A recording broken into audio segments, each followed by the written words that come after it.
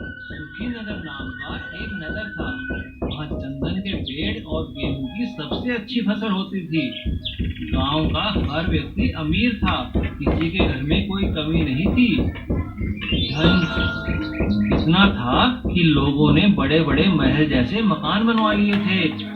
उसी गांव में एक वैद्य रहता था जिसका नाम था शिवराम। उसकी कोई जमीन नहीं थी और ना ही उसके पास अधिक धन दौलत थी। गांव में जब भी कोई बीमार होता तो शिवराम के पास ही दवा लेने जाता। शिवराम इतना गुणी था कि वह नवज पकड़कर ही रोग का पता लगा लेता और उसकी दवाई खाते ही लोग ठीक हो जाते। दिवाली पर पूरा गांव जगमगा रहा था। बस वैद्य शिवराम की कुटिया और दवा खाना ही खंडहर जैसे पड़े थे। यह देखकर एक गांव वाला बोला, छी छी छी छी छी छी, इतनी टूटी फूटी कुटिया है। हमारे गांव की दिवाली की तो इस वैद्य ने शोभा ही खराब कर दी। अरे शिवराम, तुम गांव से बाहर जाकर रहो। वैद्य शिवराम चुपचाप गांव से बाहर जाकर रहने लगता है। कुछ दिन बाद अचानक गांव में महामारी फैल गई और अब शिवराम को ढूंढते हुए उसके पास पहुंचे। अरे वैद्य शिवराम जी, आप गांव में चलिए। शिवराम ने निस्वार्थ भाव से सबकी सेवा की और धीरे धीरे सब ठीक हो गए। लेकिन दिन रात सबकी सेवा करने और आराम न करने के कारण शिवराम बहुत बीमार हो गए और सभी गांव वाले उदास हो गए। हे भगवान, कृपा करो, शिवराम को ठीक कर दो।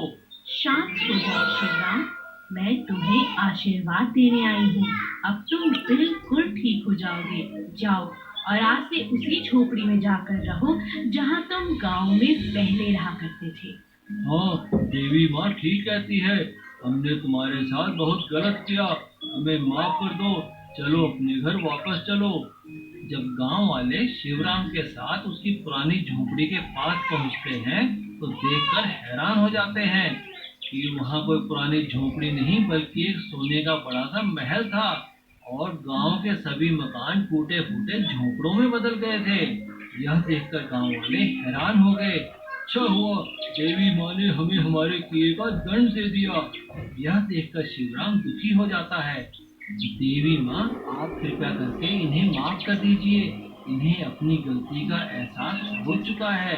ठीक है, जैसी तुम्हारी इच्छा। और शिवराम की प्रार्थना सुन देवी माँ ने सबको माफ कर दिया और शिवराम के महल के साथ साथ ही सबके पुराने घर वापस लौट आए और सभी गांव वाले फिर खुशी खुशी रहने लगे। इसीलिए कहते हैं हमें आपस में मिलजुल कर रहना चाहिए।